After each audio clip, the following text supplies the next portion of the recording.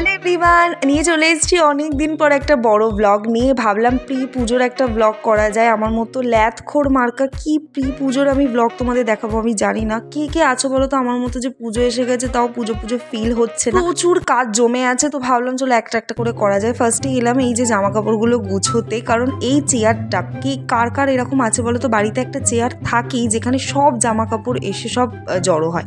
তো ভাবলাম যে পুরোনোগুলো আছে সেগুলো তুলে দিই, কারণ এই পুজোতে 4টে দিন সব জামা কাপড় ওই চেয়ারে এসেই পড়বে। তো একে একে সব গোছালাম, ঘরটা পুরোটাই গোছাতে হতো। সব জামা কাপড়গুলো গুছালাম, বাইরের আলমারিটাও গুছিয়েছি, ঘরের মানে সব কিছু গুছানোর পর বিকালবেলার দিকে আকাশটা যা মেঘলা করে এসছে, মা বললো যে জামা কাপড়গুলো নিয়ে আয়। আমার তো ভয় ধরছে পুজোতে কি করে ঘুরবো বলো তো এরকম বৃষ্টি। আমার মনে হয় পুজোতে জামা কাপড় না কিনে একটা করে রেনকোট কিনলে মনে হয় ভালো হতো। সন্ধ্যেবেলার দিকে এখানেই না আমাদের পাশেই একটা ওষুধের দোকান উদ্বোধন হয়েছে, দোকান পুজো ছিল, তো তারাই মিষ্টি দিয়ে গেল। দেখি চলো কি কি মিষ্টি আছে, তো সেসব দেখে একটা দুটো খেয়েও নিয়েছি। কি করবো বলো, এইসব সামলানো যায়? পুজো এসে গেছে আর এবার চিট করতেই হবে।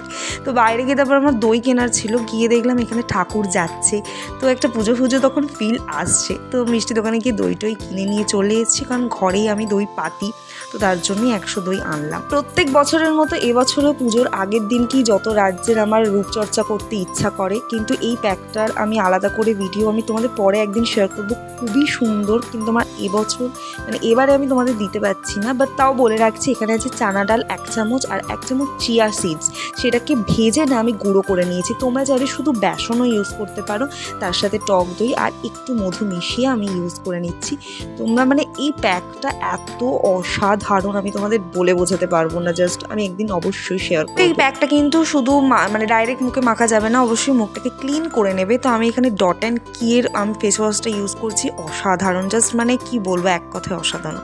তো যে কোনো ফেস ওয়াশ তোমরা ইউজ করে নেবে, তারপর যে কোনো প্যাক ইউজ করবে, বা ফেস ওয়াশ না ইউজ করলেও কাঁচা দুধ দিয়েও মুখটাকে একটু তুলো দিয়ে পরিষ্কার করে নিতে পারো, সেটাও ক্লিনজার হিসেবে খুব সুন্দর। তারপর আমি এখানে প্যাকটা ইউজ করলাম, বাট বড্ড পাতলা হয়ে গেছে, আমি বুঝতে পারিনি। তো চলো আমি আরামসে প্যাকটা মাখি, আমি এইভাবে না মানে ফোন দেখে দেখে পারছি না। তো যাই হোক করার পর এই যে মেখে নিয়েছি, মোটামুটি 20 মিনিট মতো রাখলেই যথেষ্ট। তারপর মুখটা ধুয়ে মানে গ্লোটা জাস্ট দেখ, বিশ্বাস করো এত সফট ফিল হচ্ছে না, এত সফট ফিল হচ্ছে, মানে তোমরা একবার ইউজ করতেই হবে। তোমরা বেসন দিয়েও করতে পারো, আমি বলে দিচ্ছি।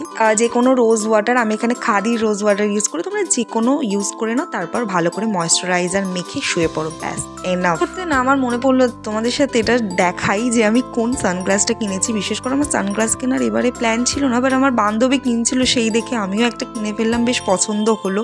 কেমন লাগছে বলো? অনেক স্টাইল মারা হয়ে গেছে, এই করতে করতে চারিদিকে সব ফেলে দিচ্ছি। তারপর মনে পড়লো এই রে আমার তো নেল পলিশই পরা হয়নি, তো এত রাত হয়ে গেছে, আমার ল্যাদ লাগছে এত, আর এইদিকে আমার নখে দেখো অলরেডি নেল পলিশ ছিল, সেগুলোও তুলতে হবে।